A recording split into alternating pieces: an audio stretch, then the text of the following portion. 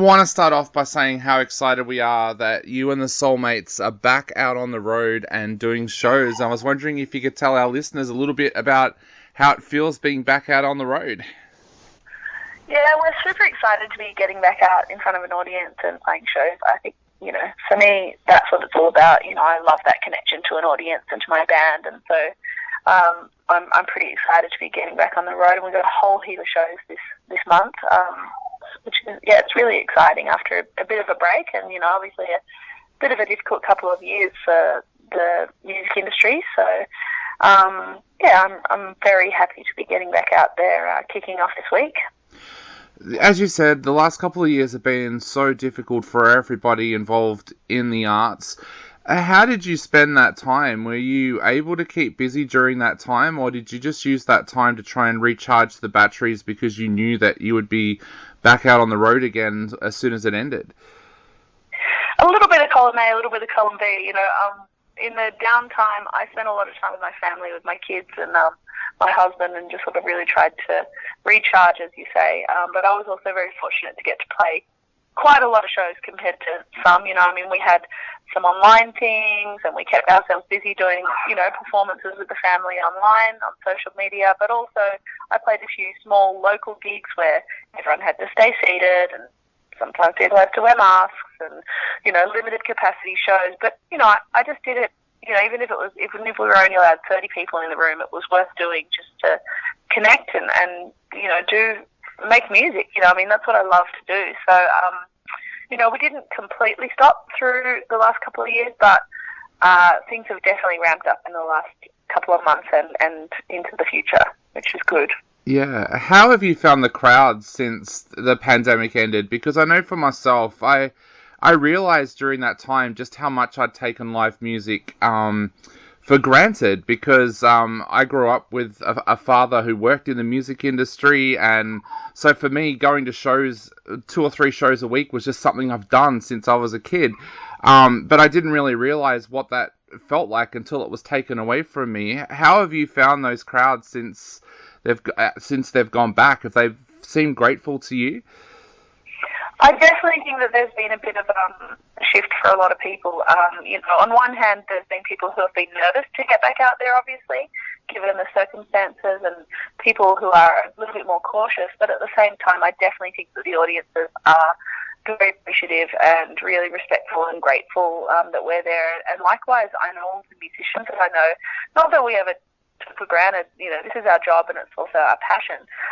But if there was any question that we were like, this is tough, it's like, oh, no, it's not. It's really wonderful that we get to do this, So it's been refreshing, I think, for all parties, on both sides, to be able to get back to it. And, I do hope that there is a newfound appreciation for us all, that we get to do this, because, it really is important. It's fun, but it's also really important, I think, for the culture of our nation and our mental health and all of that stuff.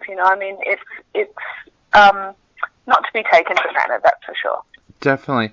Now, the big question, what have you got in store for the audiences out there? Because, like I said, you've got such an amazing back catalogue of music now. What have you got in store for everybody?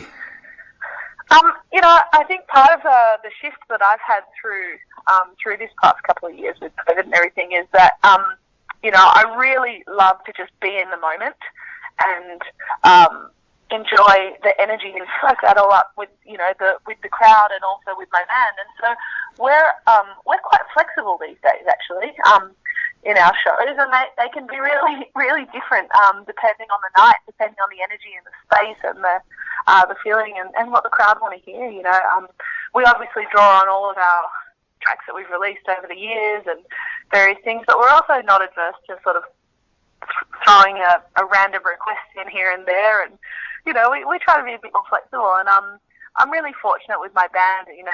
We've played together for so many years now, that regardless of what lineup we have, whether it's a acoustic duo or trio, whether it's with keyboard players or whether it's with the full band or horns or singers, we can be really flexible like that. So it's a bit of a choose your adventure. Yeah. That's the way to describe it these days.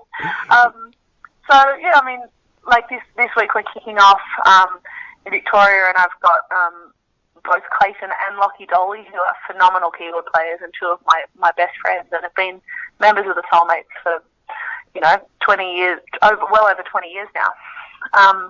And then also my guitarist Franco Raggett will be there with me, and so we've got a whole range of stuff planned. And then some of the shows we've got coming up in New South Wales, we'll have a full band.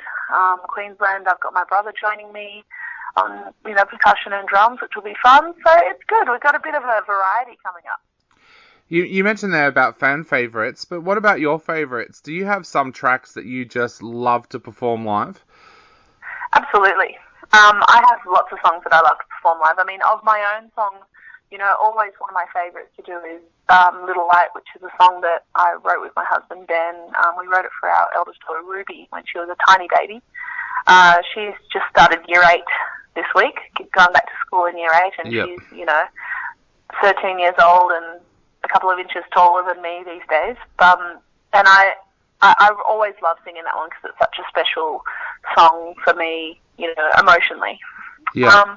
But I also love singing, I love singing a whole bunch of other people's songs too, like I never tire of singing Aretha Franklin or Tina Turner, or I recorded a version of Bruce Springsteen's I'm on Fire because I love that one as well, But I think one of my all-time favourite songs to sing and to listen to is probably Purple Rain.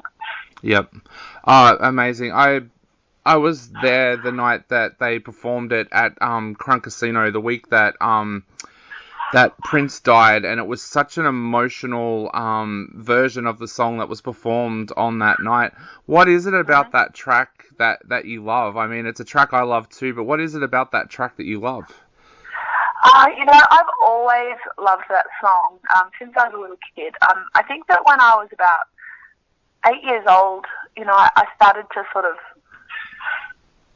discover my own music, I suppose, as opposed to just listening to what my parents played. And I remember I felt like I'd discovered Prince, you know what I mean? Like it was my thing. I was obsessed. I started saving up any pocket money so I could buy Prince cassettes or CDs, and I was such a huge fan. And so I've always really loved his music. It's quite different to what I do, generally speaking, but I really love his music, and something about, his singing, his guitar playing, and his connection, his intensity always really resonated with me. And then growing up, I was a huge fan. I got to attend a couple of shows, while he was still alive. One of my favourite nights of all time was I got to attend he did an after show in Sydney at the Basement. Yep. And he played from midnight till about 5 o'clock in the morning, and it was just like a dream, to be honest. It was unbelievable, and it was sort of my biggest fangirl moment being in that audience. And then I have a lot of beautiful memories throughout my life, and people that when you associate memories or experiences or people with songs and with music, and Purple Rain is just one of those songs that I have a whole bunch of different, experiences with friends or connections to in that way over the years. And so it's always been a really special one for me. And I actually recorded it on my first album. Yep.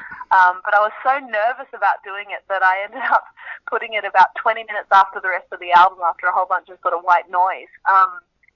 And, we had literally just gone in and decided to do it, and we tracked it live, and, I think we did it once. I probably stumbled over a couple of lyrics and, then just sort of buried it in the back of the album, but it's always been a favourite. I was going to ask you about that. You have performed so many classic tracks over the years, and every time I hear I'm on Fire, I get chills whenever you perform it. How do you make a track your own? Because it's something I've noticed through your career. You have this unique ability to record a classic track and feel like you've made it your own. How do you go about doing that, especially approaching the track in the first place? Look, I think, I really love the opportunity to sing great songs, regardless of whether they're my songs or someone else's songs. Whether they're songs that have been written for me or ones that, you would never think to do.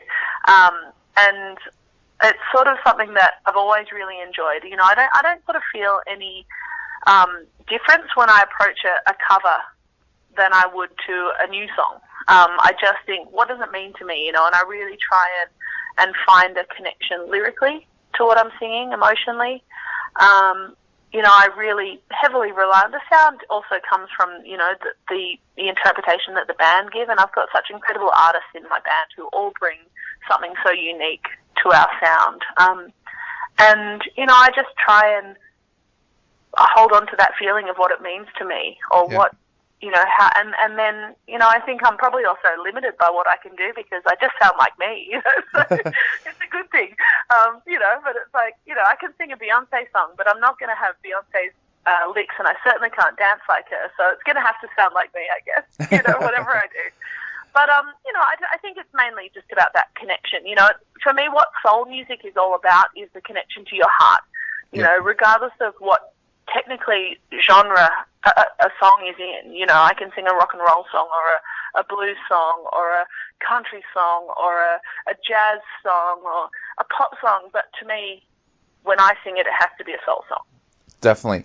Now, I know we are running out of time very, very quickly, so I just have two quick questions. First of all, the tour kicks off this week, but what else have you got in store for us this year? Can we expect some new music at all as well?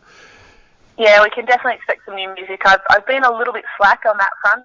Been sort of sidetracked with family time and cooking and, just keeping busy and getting back on the road. But I have already put the call out to the band that we've got to get, our next bunch of songs together, and, we're planning to get in the studio very soon. So hopefully before the year is out, we'll have some new music for everyone.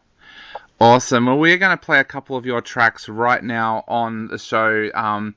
Especially I'm on Fire, because like I said, I absolutely love that track. But what would you like to say to everybody out there before they head out to see these amazing shows over the next month or so?